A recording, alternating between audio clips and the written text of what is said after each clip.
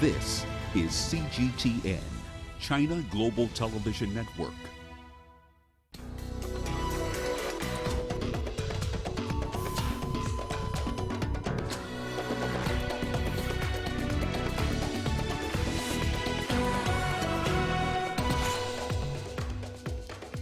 No winner yet. The U.S. and the world awaits results of the presidential elections. Ethiopia's parliament approves a state of emergency in Tigray a day after Prime Minister Abiy Ahmed ordered troops into the region. And 5 Congolese soldiers have been killed and several others injured in clashes with a rebel group in the northeast of the Democratic Republic of Congo. Hello and welcome to Africa Live. As always, great to have you with us. I'm Richard Ntal, live in Nairobi. And for those of you joining us from across the continent and around the globe, we thank you for joining us. And tonight I'm alongside my colleague Uche, who has our business headlines. Uche. Thank you, Richard. And here's a look at what's coming up on Africa Live Biz. Canadian miner Barrick Gold posts a near threefold jump in its quarterly profit and increases its dividend. And South Africa's Comair is set to hit the skies after being grounded since March. Of course, all that coming up within the program. For now, it is back to you, Richard. Thank you so much, Uche. Once again, welcome to Africa Live. I'm Richard Ntal. So good to have you with us. Well, vote counting continues in the United States presidential election. According to the Associated Press, in battleground state Georgia, 98% of the votes have been counted. President Donald Trump's lead over Joe Biden has narrowed there.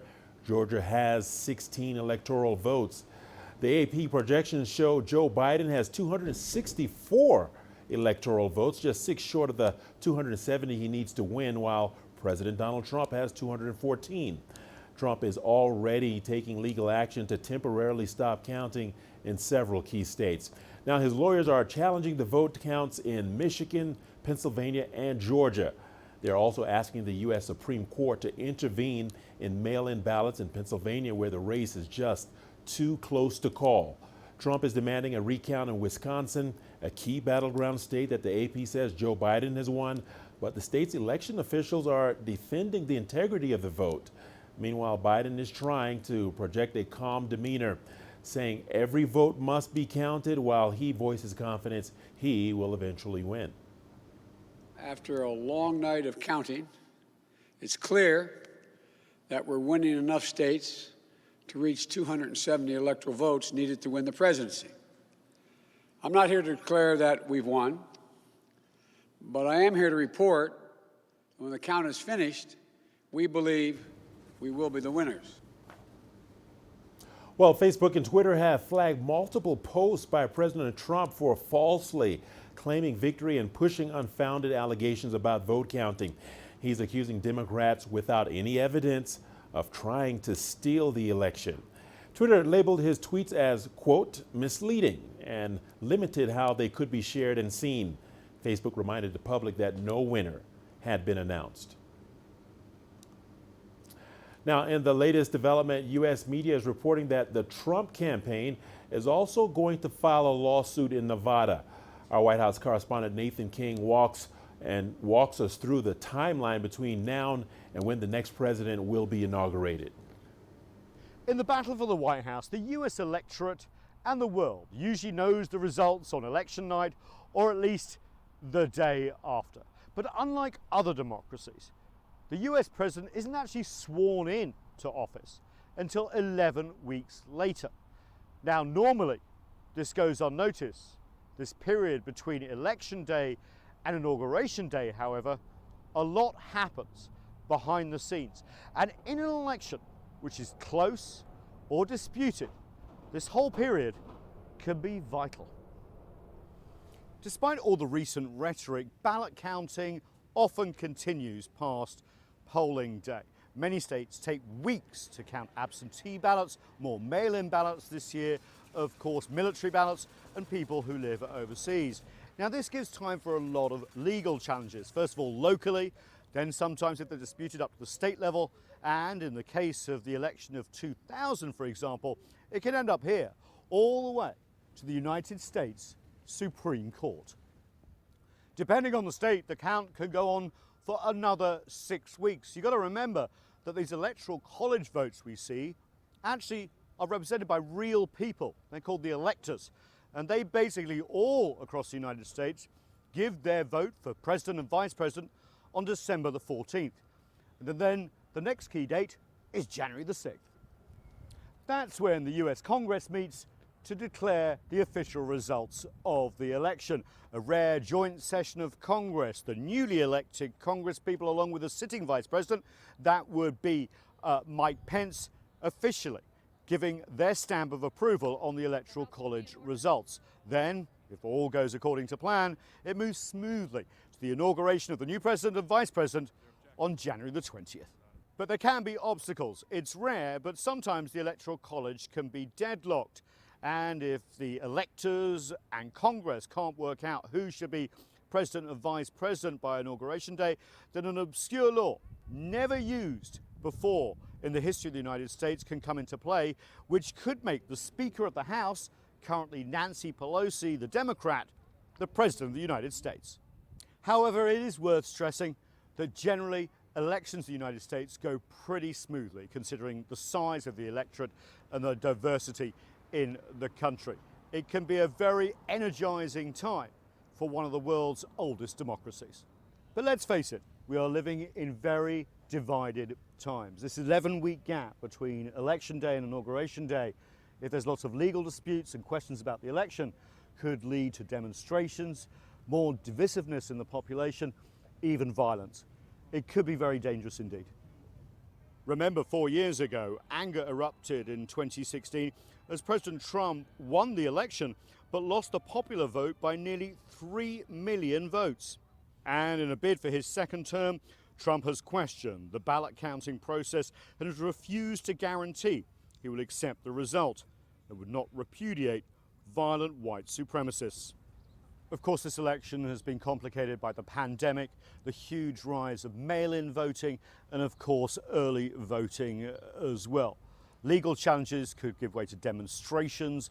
There could also be violence as well. US institutions and its electoral process are really going to face a big test. Nathan King, CGTN, Washington.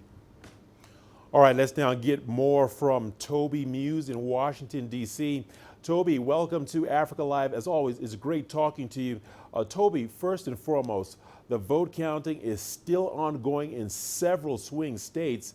Tell us more about that. But I guess the question we'd all like to know is, why is it taking so long to complete the count? Toby.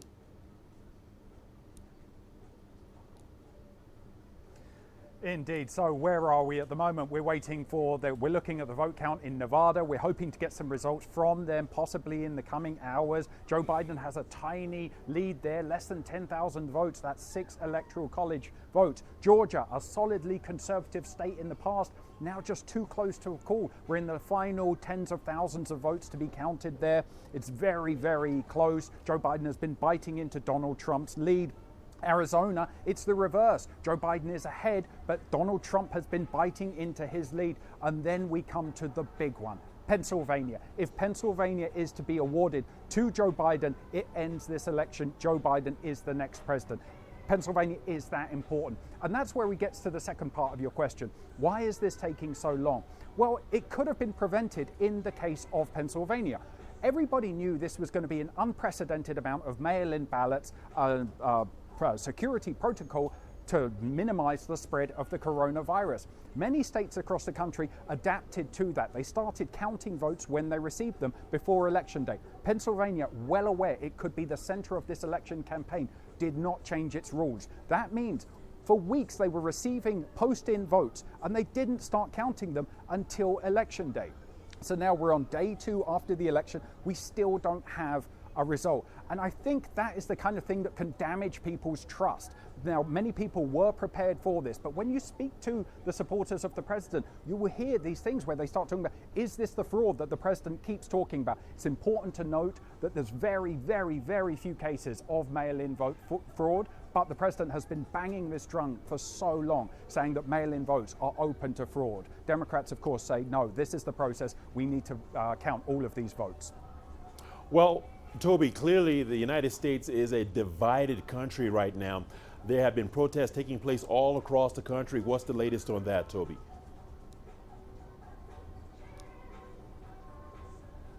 Absolutely. So we have seen these incidents when you look at somewhere like Detroit. There's video of someone in the room with the people who are counting these votes, and someone starts shouting, "Stop counting the votes." There's another incident where heavily armed men turned up to one of the places where they were counting votes in Arizona. What was their intention? To turn up to civilians counting votes with machine guns?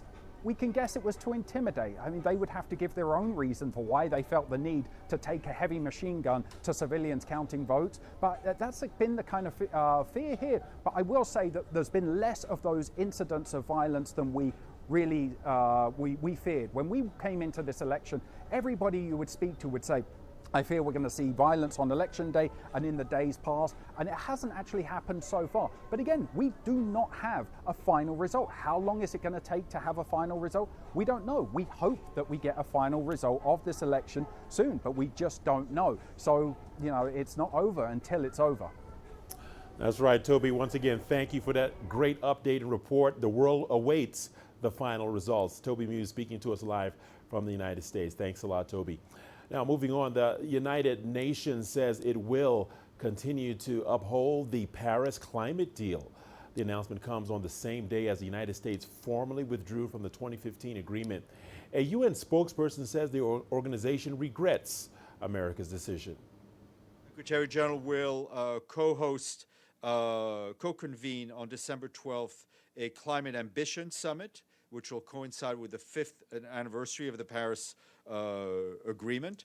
And so our support, our belief in the need for a strong and active Paris agreement remains unchanged. And I think I would refer you back to what the Secretary General said, I think back in November a year ago, about the U.S. decision. Well, under the Paris Agreement, countries pledged to take action to limit global warming.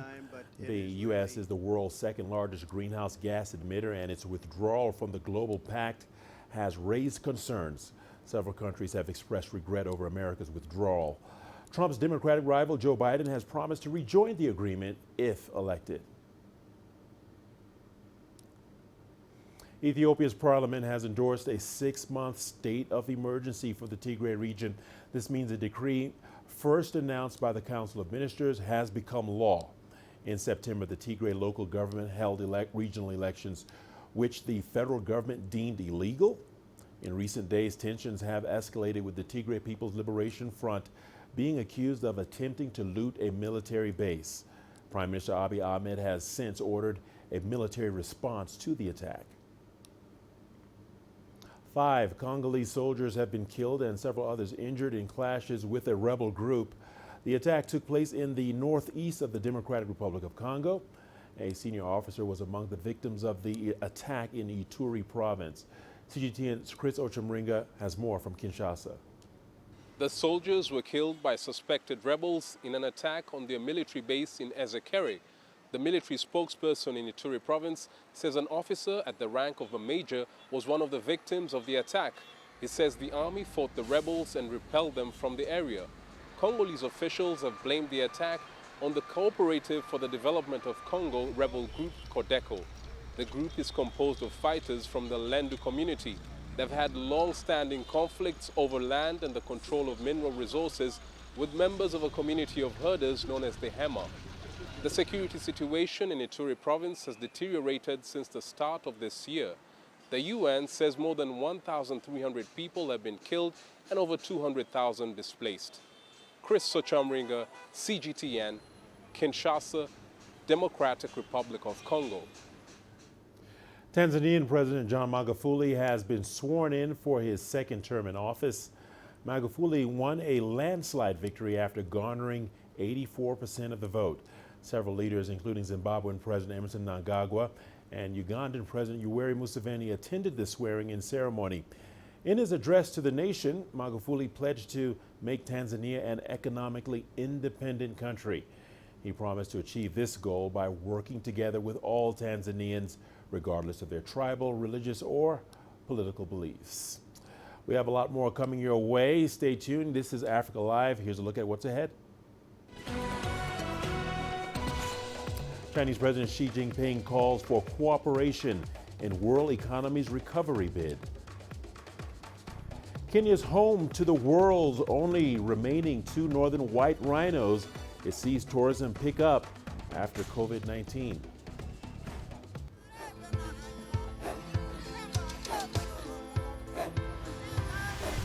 Africa is a continent of diversity, with varied climates and enchanting geography, and a people so distinct, but with a shared enduring spirit.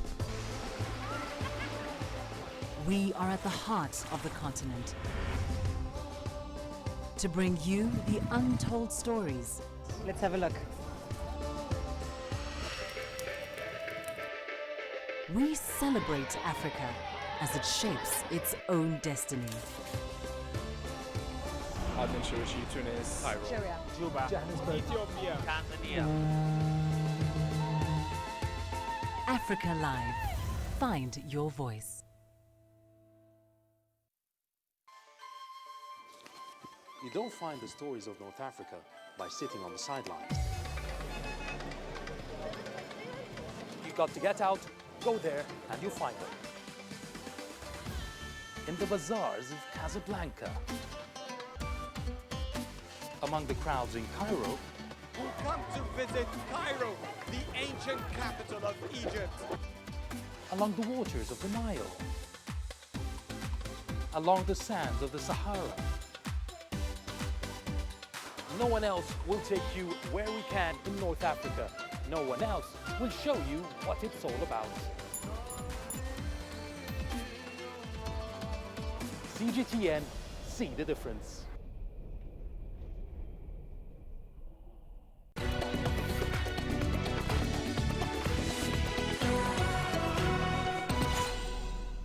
Welcome back to Africa Live. Thanks for staying with us. Now to the annual China International Import Expo, which is underway in Shanghai. President Xi Jinping spoke at the opening ceremony, calling on countries to build an open, inclusive, and balanced economy. This year's expo features 6 main sections. They cover food and farm products, cars, smart devices, consumer goods, medical equipment, and healthcare, as well as other services. Now, the event has attracted around 400,000 buyers and more than 110,000 companies and organizations. Li Jingyi has more. Chinese President Xi calls on all countries to learn from the pandemic and promote opening up for win-win cooperation. The pandemic reminds us that all countries are a community with a shared future, and no one can stand alone in the face of major crises. We must adhere to the concept of win-win cooperation, prioritize the common interests of all countries, and promote economic globalization in a more open, inclusive, balanced, and win-win way. The week-long event provides a window for recognition of foreign products and gives domestic consumers more choices. President Xi said over the next 10 years, China's import volume for goods and products could exceed $22 trillion. China is a huge market with the greatest potential in the world. Made in China has become an important concept in the global industrial supply chain and has made positive contributions. China's vast domestic market will continue to stimulate its potential for innovation. President Xi said going forward, China will continue to improve its business environment, boost innovation, and deepen bilateral and multilateral cooperations with countries in the rest of the world. Li Jingyi, CGTN. Well, following President Xi's speech, CGTN got reactions from exhibitors. We were so impressed about President Xi's speech yesterday. It sent an important signal to the world that China will open its market widely. As a German company in China, we have benefited a lot from China's opening up. We will expand our investment here, especially in research and development. We have great confidence in the Chinese market. China has become the most important market for us. We have just invested $150 million in China. Next year, we'll land our biggest overseas headquarters in Shanghai, which will be a good opportunity for investors. And we find this a very good venue to introduce our imported products. We have a factory in China where we're producing already, but we still import a lot of machines. And this is a very good event here to show the imported products. I think the Chinese market is the first market that really opened up. So I really think that the Chinese government had the pandemic well under control. So it was the first. They did a very hard lockdown at the beginning, especially in Wuhan. And afterwards, they found a way how to open up the economy. And now you see the results. The Chinese economy is the strongest one at the moment. It's the first one that opened up. And we are almost back to normal now. The third China International Import Expo has kicked off in Shanghai.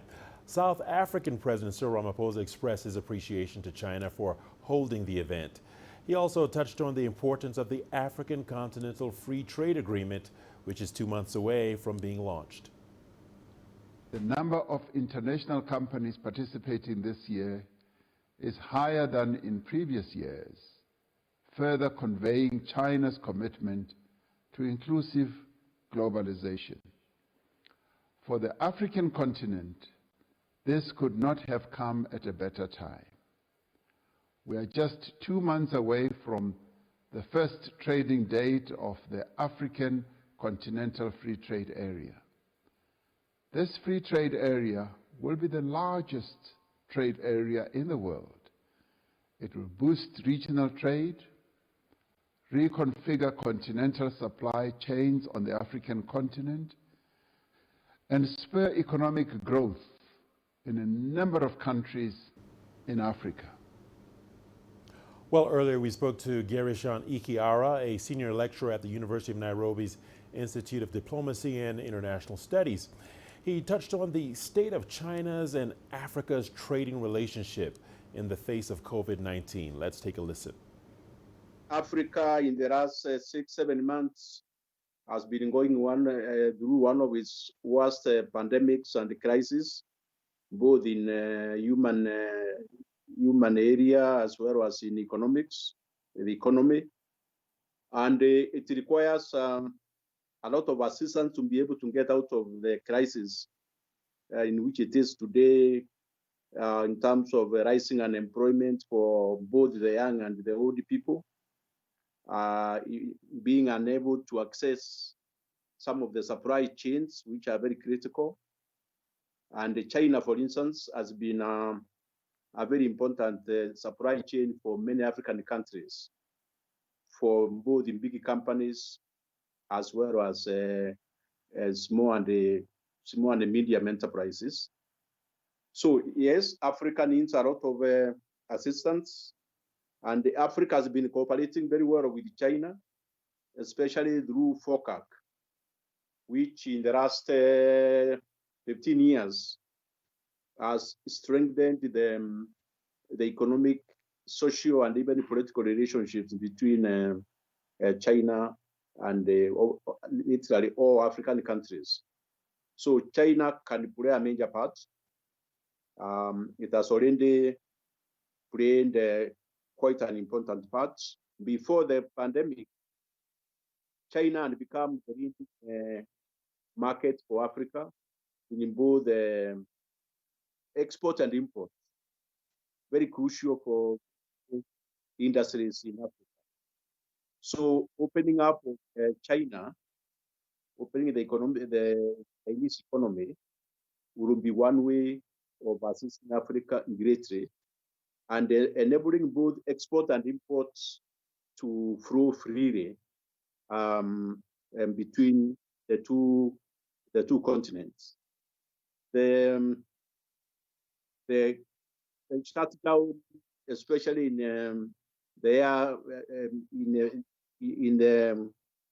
the freight, the disruption of the freight all over the world was a major problem, and we are hoping that if we are able to control the coronavirus and that the aeroplanes start operating freely, this will be an important way of enabling Africa to cooperate more strongly with China.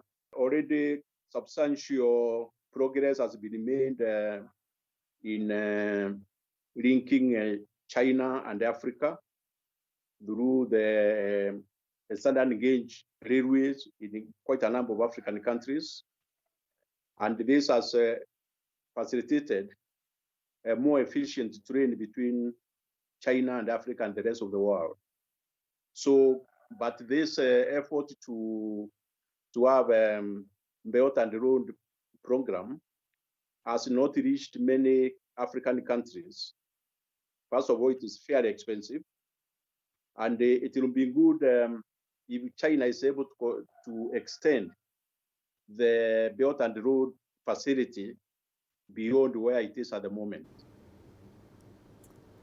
Well, let's now turn to Mauritius, where the cleanup of a massive oil spill is set to end by January. This is according to the owner of the Japanese MV Wakashio ship, which ran aground in July. The ship then spilled roughly 1,000 tons of oil. The affected area is home to endangered coral reefs and other marine life. Scientists call the spill the island's worst ecological disaster. The ship's owner stated that all the oil floating in the ocean has since been cleaned up. Well, moving from the continent now, we're learning more about the victims of this week's terrorist attack in Vienna. Officials say one of the 4 people killed was a Chinese-Austrian restaurateur. Johannes Pleschberger has more. I am here at Vienna's Schwedenplatz Square, one of the sites where Monday's deadly shootings took place. Among the victims was the Austrian-Chinese owner of this Asian restaurant. He died from the serious injuries caused by the gunman. The consul of the Chinese embassy in Austria said, "We are deeply shocked by what happened. We have expressed our deepest condolences to the deceased and the injured and their families." The embassy identified the Chinese-Austrian victim as Li Chang. The 39-year-old had moved from southern China to Austria over 25 years ago. Through hard work, he slowly created 2 restaurant businesses.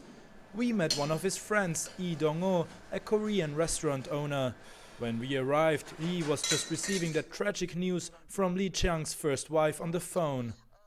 Is mein Freund. Ja. Mama is tot. Oh. After hearing about his friend's passing, Yi Dong-o tells us more about Li Chang, who also leaves behind his current girlfriend. Aber sie kommt aus Nordchina und kommt eigentlich südliche China. She comes from North China and he comes from South China. He keeps saying, we don't fit together. We always argue because I'm from the south and she is from the north. But he was a very nice person. We met almost every day, yes, every day. I know his business turnover and he knows my turnover. Wir treffen uns fast jeden Tag. Ja, jeden Tag treffen wir uns. Yi Dong-o was in his restaurant when the terror attack happened, right outside his windows. He says he saw at least one killer. He went down like this with his gun, and that's why I was scared. Yi Dong-o heard several shots and advised his restaurant guests to hide in the kitchen. After the incident, he was questioned by the police about what he had witnessed. The Austrian authorities are continuing the search for accomplices of the gunman. This has led them to Switzerland, where 2 suspects have been arrested. Johannes Pleschberger, CGTN, Vienna. Coming back to the continent now, Africa's tourism sector is still feeling the pinch of the coronavirus pandemic. The Old Pajeta Conservancy in Kenya is home to the world's remaining 2 northern white rhinos, a sanctuary for over 100 critically ill endangered animals. Now, the Conservancy may have gone through tough times over the past 7 months, but it says its activities are now slowly picking up. CGTN's Nick Mundima visited the Conservancy and now reports.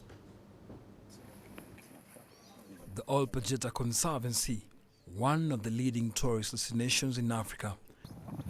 It's also home to some endangered species, including the northern and southern white rhinos. Here, things are picking up slowly, but normalcy is yet to be achieved. Most visitors come from European countries, some of which are experiencing a second wave of coronavirus infections. From where we are, things have become very difficult. It's all about surviving. we haven't been able to go back to our usual operations.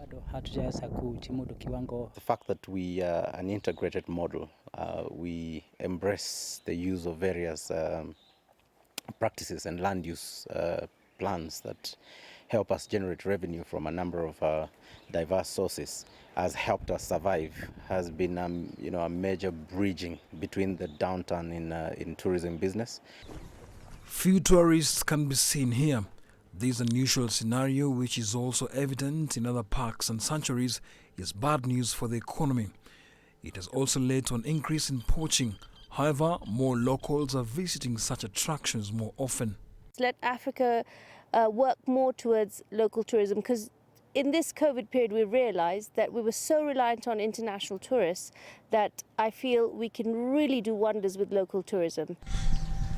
The Kenyan government believes the dream of making Africa a single tourist hub is still achievable, and that it will help the continent become more self-reliant in tourism. Africa needs to appreciate that there is already a market of almost 1 billion people in the continent that they can come and travel within each other. So we need to work on the logistics of making it happen. One, we need to open our borders to Africans. So in terms of visas and accessibility to the country. We need to open up our airspace to airlines across Africa, and that's going to work. At the moment, though, most industry stakeholders are focused on the more immediate task of surviving the aftermath of the coronavirus pandemic. Many African countries are depending on local tourism at the moment before things get back to normal. Other European countries have gone back to lockdown to control the spread of the virus, but in many African states, this is the situation. Things are not actually back to factory settings, hoping that soon most of these governments will reduce the entry fees to such parks, like here at the Olpejita Conservancy. Nick Mudimba, CGTN, Laikipia County, Kenya. Our coverage continues on Africa Live. Time now for our business segment with Uche. Thanks, Richard. And coming up on Africa Live Biz. Canadian miner Barrick Gold posts a near threefold jump in quarterly profit and increases its dividend. And South Africa's Comair is set to hit the skies after being grounded in March.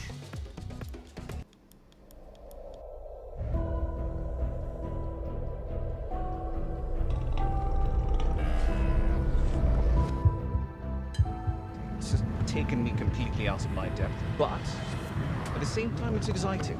It's new, it's different, it's a challenge. It's really exciting.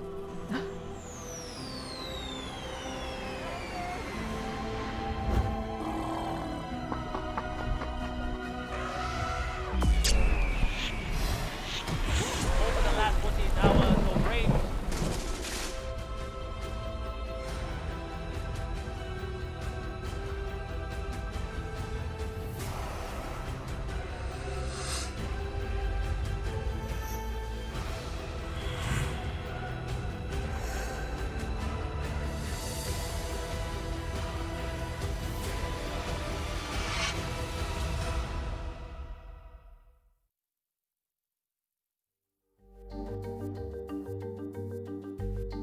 Africa Live. Find your voice.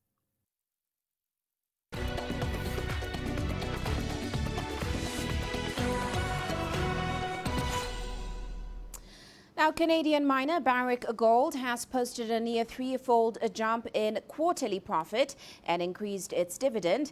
The firm is benefiting from a surge in gold prices, which was fueled by widespread coronavirus stimulus measures unveiled globally. Now, higher prices of precious metals, including gold, surged to a record high above $2,000 an ounce earlier this year. That has offered miners a lifeline after the COVID-19 pandemic disrupted supply chains and mining operations.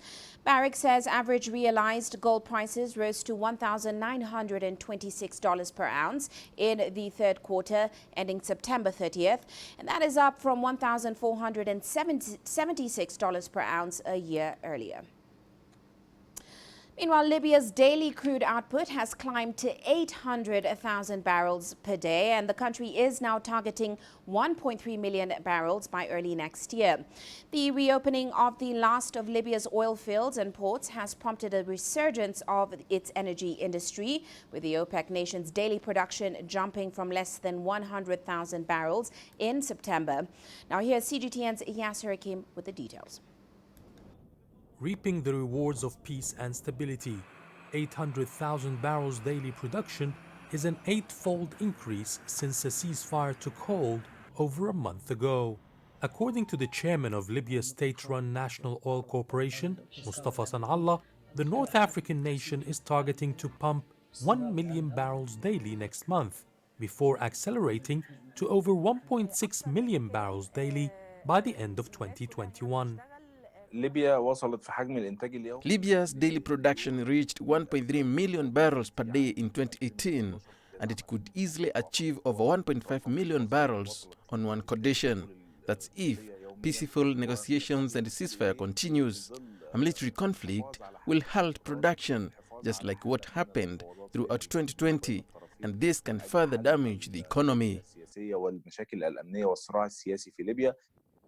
Libya's current oil revenue exceeds $12 billion. Half of it is paid as salaries to state employees. About $2 billion goes to the rival Tobruk government in the east, and the rest to the National Accord government and the state budget.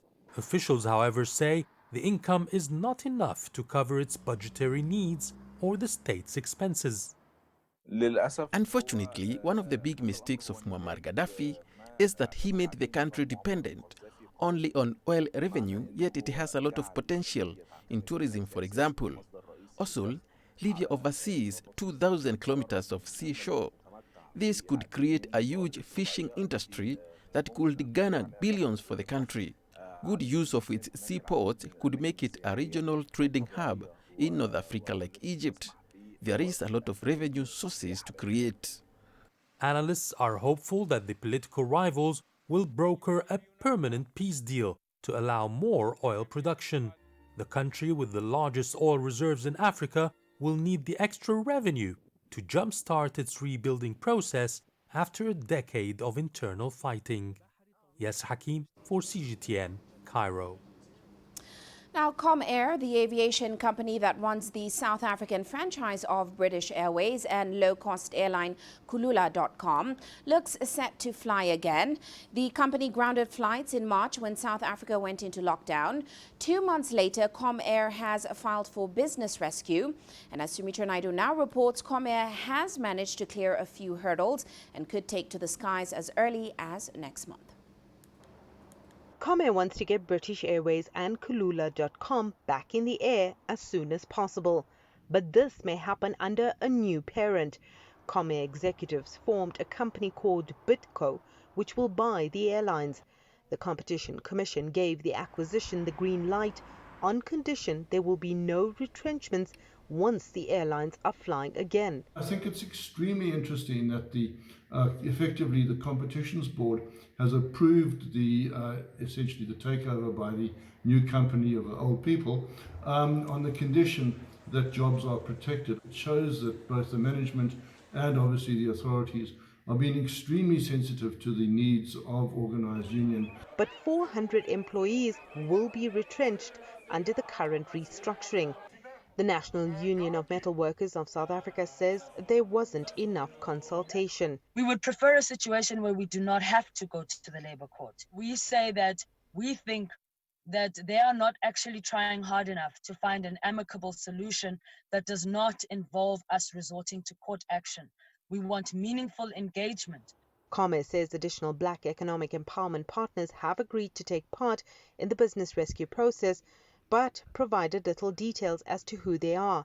The two airlines might get back in the air soon, but their survival will be tricky. For South Africans, international travel hasn't opened up completely as yet. There are also worries around what another possible lockdown could do to this industry. The airline is still entirely dependent upon domestic air travel, and that means that it's incredibly useful link in with British Airways is not going to be really of much use to it at all. And at the same time, we're expecting Gidon Novick, the original founder of Kulula, to launch his new airline. We now know it's called Lift, effectively from the 1st of December. So that's going to make the competition even tougher. SAA is also expected to start flying again after government extended yet another loan to help save the airline. The competition will be good news for consumers, but it may just be unsustainable for operators. Sumitra Naidu, CGTN, Johannesburg, South Africa. And still in South Africa, infrastructure development is key to the country's economic recovery. That is according to President Cyril Ramaphosa, who was speaking at the Infrastructure Preparation Roundtable in Midrand. He says there's a plan to unlock $60 billion for infrastructure development, and that the identified infrastructure projects will help to create jobs in the country. Here's CGTN's Yolisa Njamela with more. South Africa is due to roll out a big infrastructure spending program and large-scale employment stimulus to revive the economy. The country will be embarking on this under the auspices of the Economic Reconstruction and Recovery Plan. The plan outlines an aggressive infrastructure program and far-reaching reforms to increase competitiveness and inclusiveness. It also includes measures to catalyze industrialization, relief for vulnerable households and individuals, and a public investment in employment programs. The infrastructure investment plan not only speaks to new infrastructure, but also to maintenance and repairs of existing infrastructure, as well as urban management, the cleaning of our towns and cities and rural areas. This project pipeline also very importantly addresses social, economic, spatial, and environmental injustices of the past. This plan, which is underpinned by the agreements between social partners, outlines key interventions to kickstart the country's economy. Among other things, the plan will prioritize economic reforms to unlock investment and growth, to fight corruption and crime, improve the capability of the state, and create jobs through mass public employment programs. We are also committed to creating an enabling environment by doing what is essential, what the investment community would like to see. In doing things such as fighting corruption and fighting crime, we have to do this if we intend also to industrialize our country, and in doing so, to also create an enabling environment for the growth of small, medium enterprises.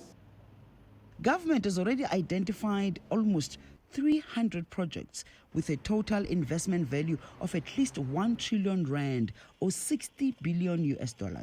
The projects were chosen because of their multiplier effect and job elasticity.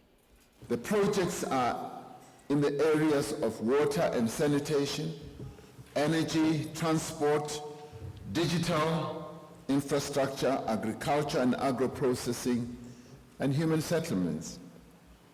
And each of these areas is vital for the rejuvenation of our economy, reducing the cost of doing business, and improving our country's competitiveness. South Africa's economy remains in tatters. The COVID-19 pandemic has worsened its situation. The Infrastructure Development Plan is one of the key interventions being made by government to revive the economy. Yolisa Njamela for CGTN in Midrand, South Africa. And to some international news now, the Bank of England has increased its already huge bond buying stimulus by a larger than expected $195 billion as it braces for more economic damage from the new coronavirus lockdowns and, of course, the Brexit. Now, the bank says it is still looking into the pros and cons of taking interest rates negative, but it gave no update on the process. Governor Andrew Bailey says the bank forecasts that the UK economy will not return to pre-pandemic levels until the beginning of 2022 at the earliest. Bailey also says the economy is set to shrink by a record 11% in 2020 overall, and that is more than the 9.5% it had forecast in March. Now, on Thursday, England began a 4-week lockdown to curb a second wave of COVID-19 that has led to a rising number of deaths in the country. Well, our objective, of course, is to set a cost of borrowing in the economy as a whole that is consistent with activity and inflation target. Now, it's necessary and inevitable in my view that at the moment the major borrower in the economy is the government, because it's the government that has to step in and respond with public policy to an unprecedented health crisis. So it works through that channel. We always condition our forecasts on what are government policies and government intentions, and that is that there is a trade agreement. Now, any trade agreement now will have a degree of adjustment to it. And that's all for now on Africa Live Biz, but still to come on Global Business Africa, we'll be bringing you more analysis of the race to the White House as, of course, Joe Biden inches closer to victory. All that coming up top of the hour, but in the meantime, my colleague Richard Nta will be back with more news after this short break. Africa Live. Find your voice.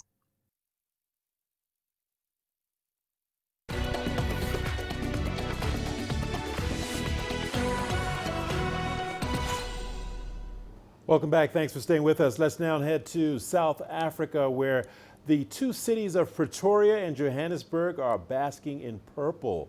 These are the colors of Jacaranda trees that blossom at this time of the year. Many are now out and taking photos as they enjoy the moment. It is that time of the year when thousands of Jacaranda trees paint Johannesburg and Pretoria purple. For residents, it is time to take those unique photos that capture the memories of the season. There's something about jacarandas, like Johannesburg and Pretoria, they just have this burst of colour. And, you know, we have very green cities as far as trees go, but just to see the purple for a couple of months a year, and it's always the hunt for the elusive photo. It's like, you know, where's the best photo you can get? And it's all about trying to capture the beauty for a couple of weeks and, you know, see the city in a different light. It's just the jacarandas are beautiful. They bring that purple punch, as I said. You know, it brings a little bit of punch of colors to the image, and it's very attractive to the eye. According to residents of the two cities, the purple petals give those iconic images of Pretoria and Johannesburg. I think the relationship between Johannesburg and Pretoria is quite a strange one. As cities that are actually so close to each other and are almost there's almost very little difference as you're traveling the landscape from one city to the next. They're almost joined to each other.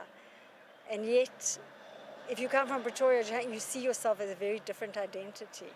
And I think it's interesting linking up cities in that way and not being so city-centric. So I think it's also just, as I say, creating different pathways, different ways of seeing. Cape Town's always credited in South Africa as being the most beautiful city to visit. So for 1 month, we like to challenge that title with something fresh. The cities even organize photography competitions called Jacaranda in Your Pocket. Prizes include holiday safaris to Pretoria and other local cities. Yeah, well, we're hoping that this year we'll get a much greater crop of entries because we've expanded to 2 cities. But as a city guide to Joburg, we really feel really strongly about opening access to cities, and it's something that we try and do in all the work that we do, is to help people navigate cities. And this is so much about creating a different route, a different kind of itinerary, but using nature as your marker or as your placemaker. The dream of winning and the thrill of being part of this social phenomenon has many participants clicking away on their cameras. Wanja Mungai, CGTN. And we're not done just yet. We've got your sports news coming up after the break. Don't go away. Here's a look at what's ahead. Zamalek set up historic Cairo derby final against Al Ahly in the CAF Champions League.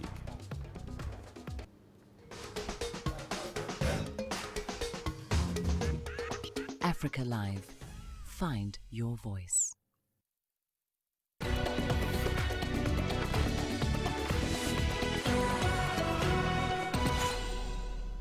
Welcome into Sport on Africa Live. Let's talk a bit of football. We start in Egypt, where a stunning 4-1 victory on aggregate by Zamalek over Moroccan champions Raja Casablanca set up the White Knights for a dream Cairo derby finals against crosstown bitter rivals Al Ahly in the CAF Champions League. It will be the first time in history of the competition that the two Egyptian teams will vie for the coveted trophy. CGTN's Adel Al-Mahroui has more. Up until the 60th minute, Moroccan giants Raja Casablanca seemed to have the advantage with a 1-0 lead against Zamalek. This was in their delayed second leg of their CAF Champions League semi-final, a fixture postponed twice due to the pandemic. But a minute later, Tunisian star Fergani Sessi rescued the White Knights with his equalizer for the Cairo Giants to set a grandstand finish. And what a finish it was! Mustafa Mohamed scored twice in 3 minutes, booking the Egyptians their ticket to the CAF Champions League final, 4-1 on aggregate. Zamalek's 1-0 victory in Morocco gave them confidence during the home game, yet they were surprised that the Raja players were very strong. This is not a team sick with COVID-19. Zamalek managed to realign their positions in the second half and proved it was a stronger team.